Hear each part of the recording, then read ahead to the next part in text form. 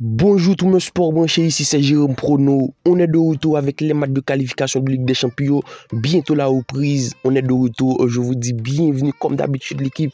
Si vous êtes nouveau ici, c'est le moment idéal. N'hésitez pas à vous abonner puisque chaque semaine, je vous partage avec cette reprise. Chaque semaine, on va vous partager les pronostics. Comme à l'accoutumée, les pronostics de Ligue 1, Premier League, Serie A, Bundesliga. Ou à moi le moment opportun de vous abonner. Si vous êtes nouveau ici, abonnez-vous en activant la cloche de notification pour rater aucune de nos prochains contenus. Ça va être hyper intéressant. La reprise, c'est bientôt dans exactement 1 ou 2 semaines. Donc, n'hésitez pas à le faire.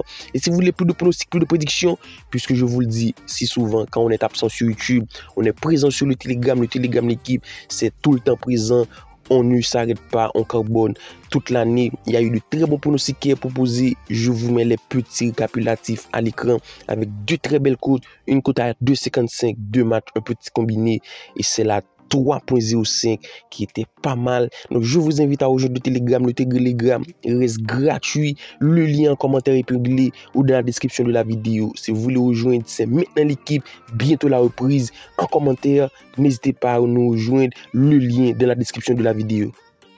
On se retrouve directement en Norvège avec le premier match de la vidéo. Bodo Glimt Storm Godset, match qui s'annonce ultra déséquilibré. De par le classement, les cotes, comme vous pouvez le constater, la cote de la victoire de Bodo Glimt 1.08, celle de Storm Godset à 23. Pour moi, c'est un match qui part ultra déséquilibré. La raison pour laquelle je vous mets le plus de 2.5 buts, parce que pour moi, du côté de Bodo Glimt, actuel deuxième, 5 matchs de retard, c'est une équipe qui devrait dérouler face à Storm Godset qui encaisse pas mal et qui se retrouve avant-dernier au classement. Donc pour moi, le niveau, le rapport de force entre ces deux équipes ne sera pas la même. Donc pour moi, Bodo Glimt devrait l'emporter, mais la cote de la victoire reste trop faible.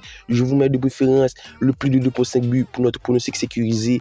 Et pour ceux qui sont beaucoup plus ambitieux, le plus de 2.5 buts en individuel de Bodo Glimt devrait se valider également sans grande difficulté. Direction les qualifs de Ligue des Champions avec le match qui oppose Servette Plzeň. Le match aller, Servette l'a su l'emporter à l'extérieur. Le score 1-0. Pour moi, du côté de Plzeň, ça peut largement prendre cette victoire.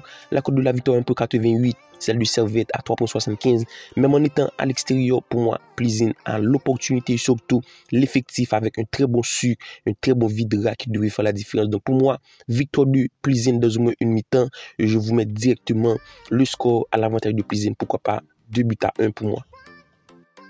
On enchaîne directement avec le match suivant, Salzbourg-Brann. Pour moi, la différence de niveau entre ces deux équipes reste colossale. Après la victoire 4-1 à l'extérieur du côté de Salzbourg, pour moi, ça devrait dérouler à domicile. Et surtout, au niveau de l'état de forme pour son premier match de championnat, Salzbourg a su claquer 4-0. Et à domicile, pour ce match retour de Ligue des Champions, je vous mets Salzbourg gagnant. La cote de la victoire reste cotée à 1.38. Cela devrait se faire, pourquoi pas, le score à l'avantage du Salzbourg à domicile. 2-0. Le match suivant oppose FCSB Skendija. Alors lors du match aller, Skendija à domicile a su faire le taf. La victoire 1-0, c'était à domicile. Et pour moi, face à une équipe FCSB, même si la victoire à domicile, mais pour ce match retour à domicile, FCSB devait faire la différence et surtout plier cette qualification. Parce que pour moi, l'effectif d'FCSB reste bien plus supérieur avec Mikulescu, Olaou. Pour moi, FCSB gagnant, c'est un pronostic qui reste payant. La cote reste plutôt faible, une cote à 1.20. Mais pour moi, cela devrait se glisser sans grande difficulté. Le score 2-0. On enchaîne directement avec un Maccabi Tel Aviv, pas fausse, match qui s'annonce ultra équilibré quand on voit les cotes, surtout l'état de forme, l'effectif des deux côtés. La victoire du Maccabi Tel Aviv 1.92, la victoire de Pafos 3.58. Le match aller, c'était un match nul, ça a été un match plaisant.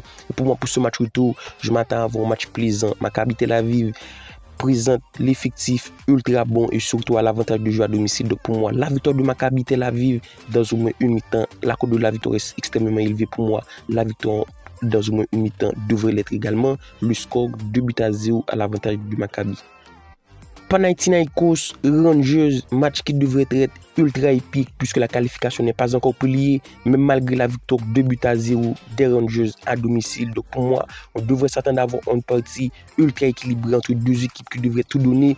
Panathinaikos à domicile, cela devrait retrouver le chemin des filets puisque pour moi à domicile, Panathinaikos reste ultra intéressante. La raison pour laquelle je m'attends à une victoire de Panathinaikos, que ce soit en première mi-temps ou en deuxième mi-temps. Panathinaikos gagne dans au moins une des deux mi-temps. Un pronostic qui reste extrêmement évident puisque Panathinaikos après la défaite devrait tout donner, même si je le vois encaisser le pronostic des buts des deux équipes peut être intéressant. Donc Panathinaikos gagne dans au moins une mi-temps, le score 2-1. Et on termine la vidéo avec Ferencváros FC Noah. C'est un match qui s'annonce ultra déséquilibré. Les contre le pour victoire de Ferencváros à 1.15, le match nul à 3.25 et celle de FC Noah à 8.25. Du côté de FC Noah, ça n'a pas su faire grand-chose à domicile. Lors du match aller, c'était une défaite 2-1 face à une équipe de Ferencváros qui a été bien plus qualitatif en termes d'effectifs. Et pour moi, pour ce match retour, cela devrait l'être. Je m'attends à avoir un match plutôt plaisant. Je ne prends pas de risque puisque pour moi, Ferencváros devrait l'emporter. La cote de la victoire reste bientôt faible. Je vous mets le plus de 1.5 buts pour notre pronostic sécurisé. Un pronostic que je sens pas mal. Pourquoi pas sur le score 2-0 puisque pour moi, Ferencváros à domicile, cela devrait l'emporter sans difficulté. Le score 2-0. Alors, tel a été nos 7 pronostics pour ces matchs de qualification de Ligue des Champions. Comme d'habitude, si la vidéo vous a